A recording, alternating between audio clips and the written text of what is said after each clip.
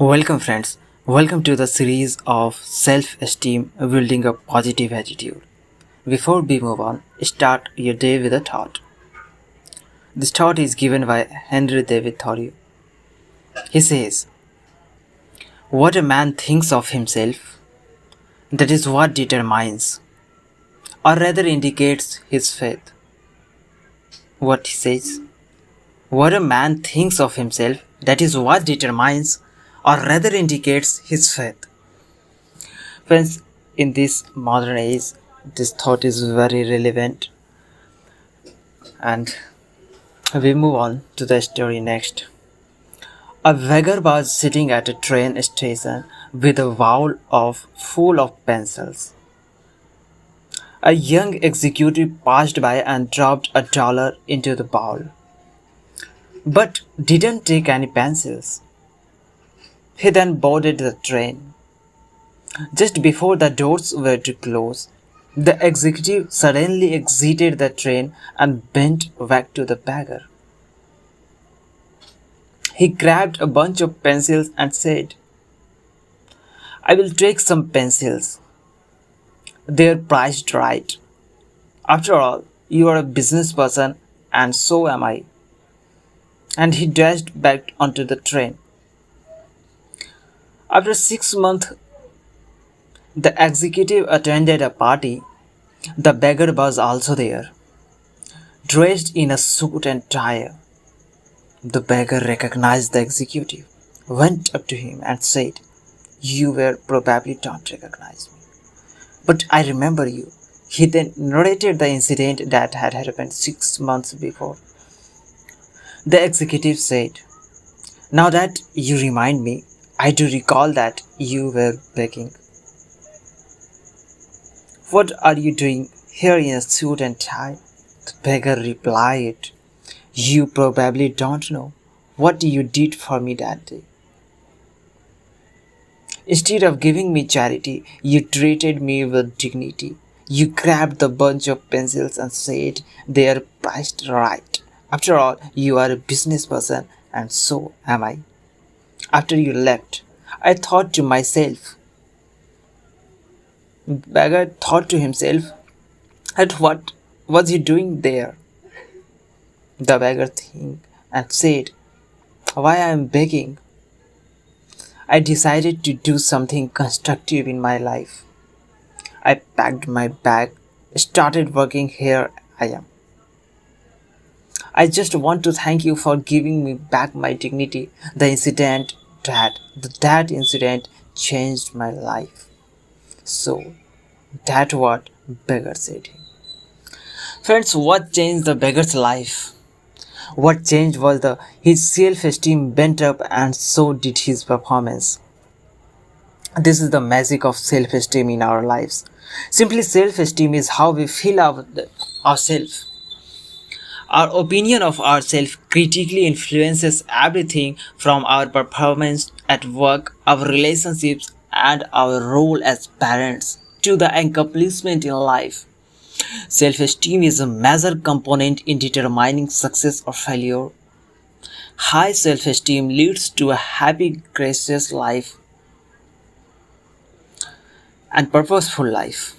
Unless you perceive yourself as worthwhile, you cannot have high self-esteem. High self-esteem gives you internal drive. All great world leaders and teachers throughout history have concluded that one must be internally driven in order to be a success. We transfer our unconscious self-appraisals to others and they respond to us accordingly. We transfer our unconscious self-appraisal to others and they respond to us accordingly. People with high self-esteem grow in conviction, competence, and willingness to accept responsibility. They face life with optimism, have better relationships, and more fulfilling lives. They're motivated and ambitious. High self-esteem persons are more sensitive. Their performance and risk-taking ability go up. They are open to new opportunities and challenges. They can give and receive criticisms and compliments tactfully and with ease. Self esteem is a feeling that comes from the awareness of what is good and having done it. Friends, self esteem is our self concept. There is a story about a farmer who planted pumpkins on his land. For no reason, he put a small pumpkin hanging by a vine into a glass jar.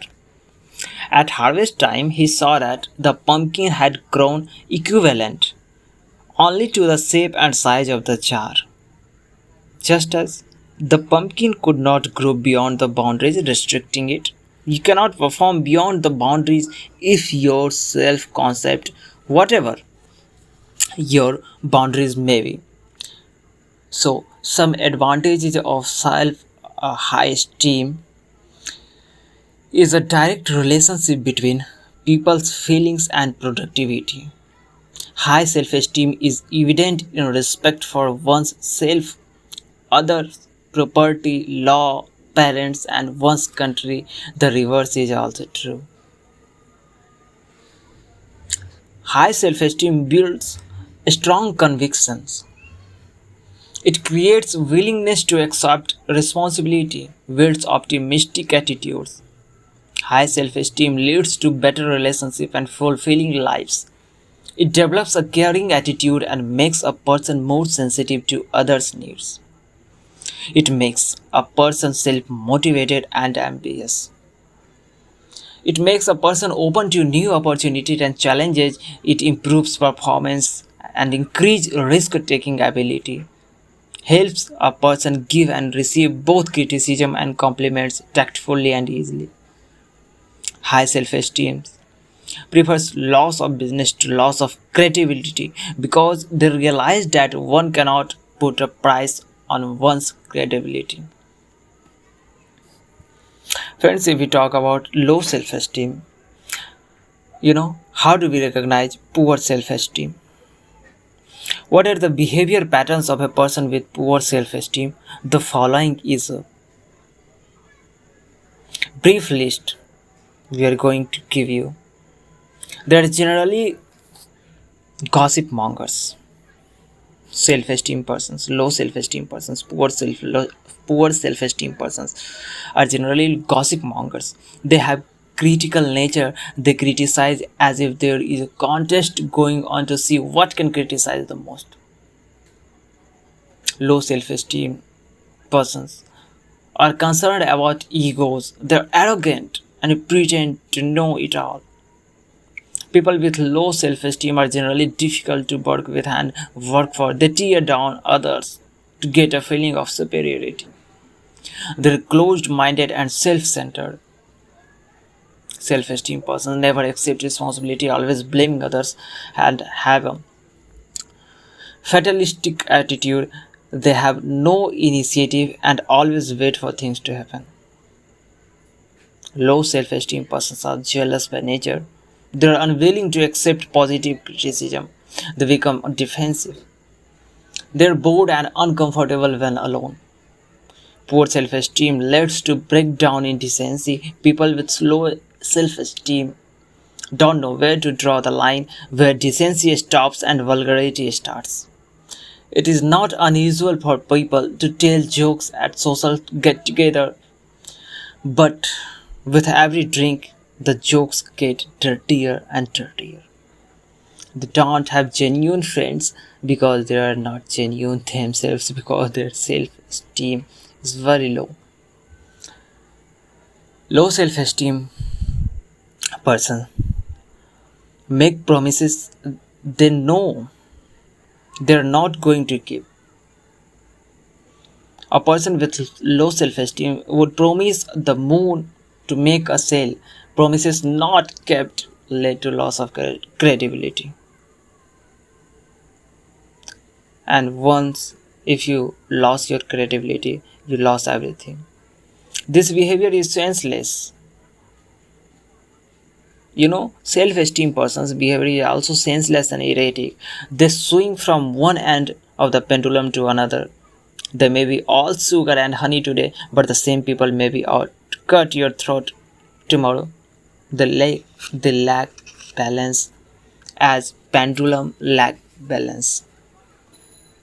Low self-esteem people alienate people and tend to be lonely. They are touchy by nature. This is called the fragile ego. Anytime something is said, a person with a fragile ego takes it personally and gets hurt. It leads to rejection. The difference between being touchy and being sensitive. Touchiness is the cactus approach. Touch me and I will hurt you. Being sensitive is the positive approach. The caring approach. Many times the two are used interchangeably. People say be careful when taking to so and so. He or she is very sensitive. What they are really saying is that the person is touchy, so be careful. They have negative expectation of themselves and others and are seldom disappointed in those expectations. They lack confidence. They constantly seek approval and validation from others. Seeking approval is different from seeking a second opinion, which really means consultation. They brag about themselves, a sign of lack of confidence. They exhibit submissive and timid behavior. These are people who constantly apologize for the existence. They are always putting themselves down, which is different from being humble. Humility comes from confidence, whereas putting yourself down comes from lack of it. A person who lacks confidence cannot be an effective leader. Others sense this lack of confidence, which results in lack of respect.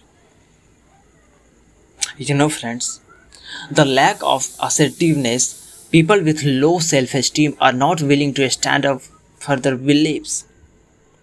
On other hand, being unduly aggressive is also a sign of poor self-esteem. Being aggressive in situations that require compassion does not amount to assertiveness. The lack of confidence results in conformist behavior. The thinking is, if everybody is doing it, then I should too. Every day we see people giving in to peer pressure, knowing full well what they are doing could be detrimental to themselves or others. Yet they do it to be accepted. People with low self-esteem go along to get along. They are looking for outside validation because they lack confidence in themselves. People with low self-esteem try to keep up with the Jonas. When people buy houses, cars, and other possessions and participate in activities to impress others, they often spend money. They often spend money they haven't earned and buy things they don't need or like. All this is an attempt to impress others whom they don't necessarily like or admire. They exhibit non-conformist or attention-seeking behavior in order to gain attention. People with low or poor self-esteem might do senseless things just to stand out and be noticed. They get things just to stand out and be noticed. They get a kick and sense of importance from perversion. Some people choose to do wrong and be wrong just to be different and gain attention. For example, uh, people who brag excessively, the classroom clown, people who dress flamboyantly, and so forth. People with low self-esteem are indecisive and do not accept responsibility. Lack of courage and fear of criticism lead to indecisive behavior. The rebel against authority. I make a distinction between rebelling out of the courage of one's conviction and rebelling because of poor self-esteem. All the great world leaders such as Mahatma Gandhi, Martin Luther King, Abraham Lincoln, these all the persons were rebel. They rebelled against authority out the courage of their conviction. A person with low self-esteem rebels against authority just because it is authority, even when the authority is right. People with low self-esteem are antisocial and may be withdrawn. They lack a sense of direction and have an I don't care attitude that is reflected in their behavior. They have a hard time giving and receiving compliments. In giving, they feel they might be misconstrued, and receiving, they feel they are undeserving. People unworthy is not humility. People with low self-esteem place too much emphasis on material things. People with poor self-esteem judge on worth by your possessions, not by who you are. They look at what kind of car you drive, what kind of home you live in, and what kind of clothes and jewelry you wear. You wear. They forget that people make things and not vice versa. People with poor self-esteem place more emphasis on net worth and self-worth. Their lives revolve around ads and fads, designer levels, or their status symbols. Take away their possessions and they will die of shame. They get into a rat race. As Lily Tomlin is a famous author, he said, the problem with the rat race is that even if you win, you are still a rat. They show a lack of pride in themselves. They are uncouth. People with low self esteem are takers, not givers. They could lead to extremes of behaviors.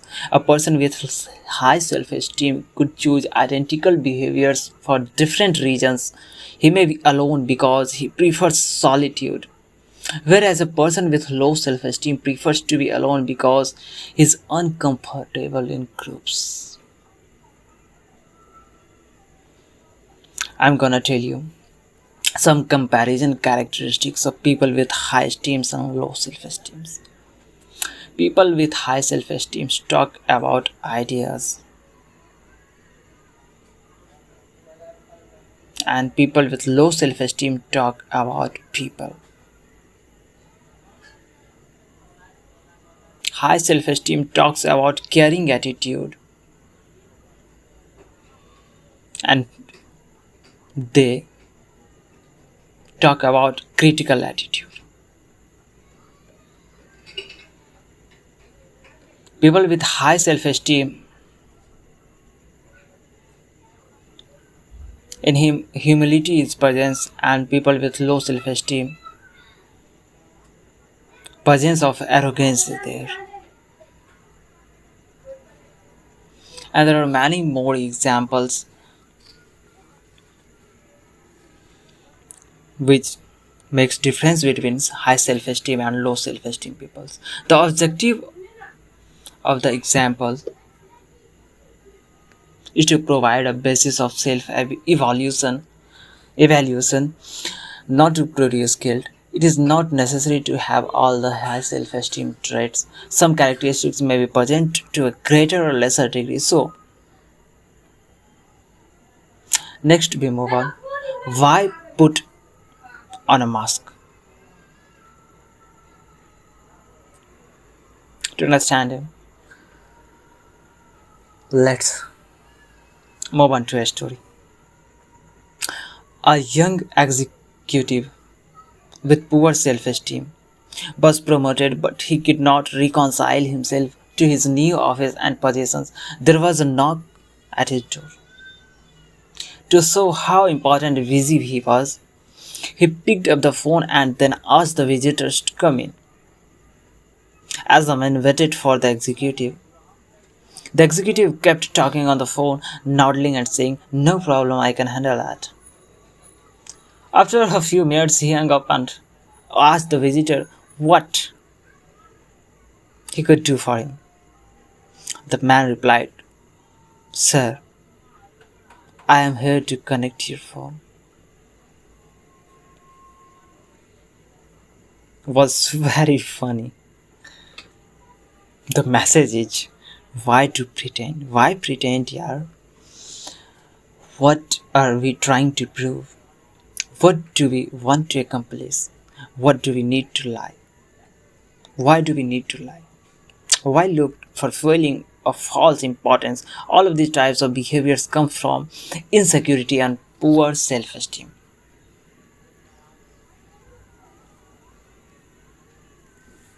Why someone pretends? Our character can be judged by everything we do or don't do. Like or don't like, our character is revealed by the kind of company we keep or avoid, how we treat others, especially our subordinates and elderly and the disabled, our choice of books, music, movies, the kinds of jokes we tell or laugh at. Every action of ours gives us away anyway. So why pretend? I believe that if a person lives with conviction, sensitivity, and cooperation, he can move others with his zip heart. That person becomes worthy of self respect,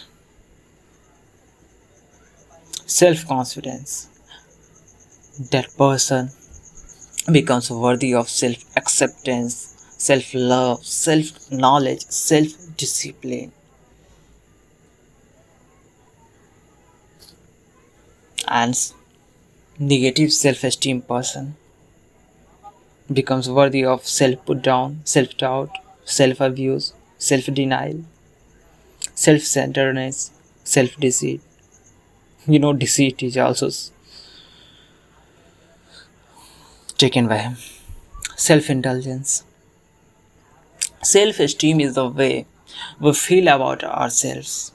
Self image is the way we see ourselves. When we feel good, the world looks nice, productivity goes up, and relationships are a lot better. The reverse is just as true. High self esteem does not mean having a big ego. Unless a person is at peace and with himself, he cannot be at peace with others, just as we cannot give to others what we don't have.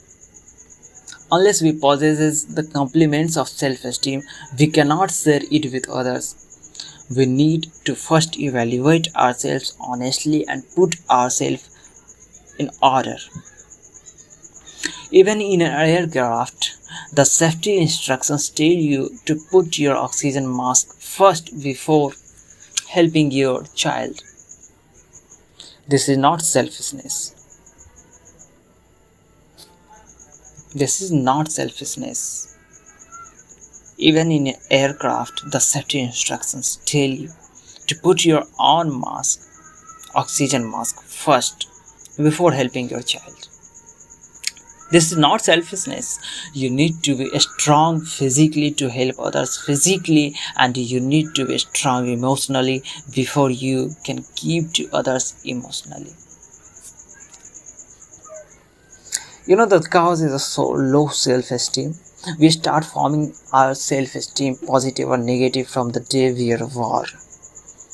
We develop feelings about ourselves and reinforced by others.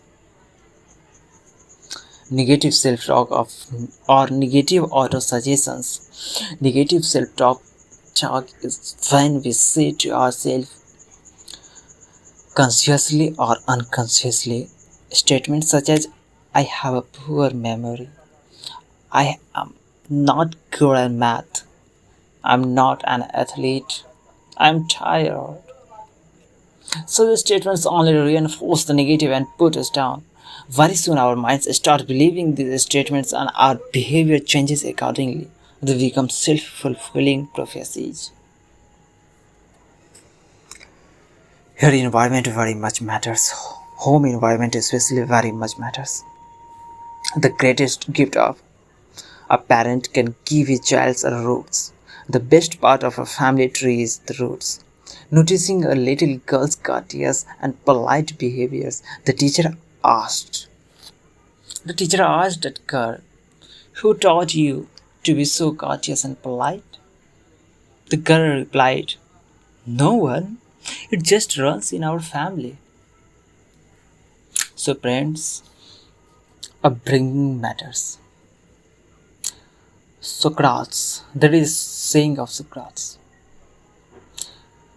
Socrates says, "Fellow citizens, why do you turn and scrape every stone to gather wealth and take too little care of your children to whom one day you must relinquish at all?"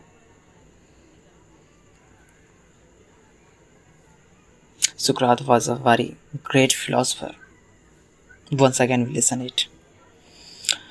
"Fellow citizens, why do you turn and scrape every stone to gather wealth and take so little care of your children to whom one day you must relinquish it all?" In order for our children to turn out well, we need to spend twice the money and half the money. It is less painful to learn in youth than to be ignorant as adults. Parents with high self-esteem breed confidence and high self-esteem in their children by giving them positive concepts, positive beliefs, and positive values. The reverse is also true. It is a great heritage to have honest parents. Parents who participate in crooked business deal unfortunately set bad examples for the future generations. A strong role model or mentor could be a parent, relative, or teacher who is laid in high regard. During their formative years, children look up to adults in positions of influence. Even as adults, they look to our supervisors or managers as role models.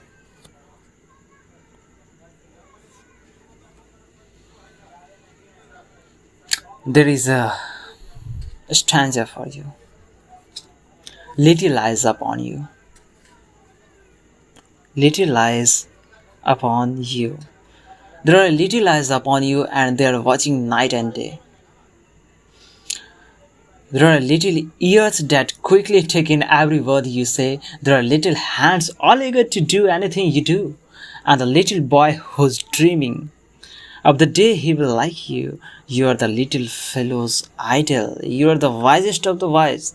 In the little mind about you, no suspicions ever rise. He believes in you devoutly, holds all that you say and do. He will say and do in your way.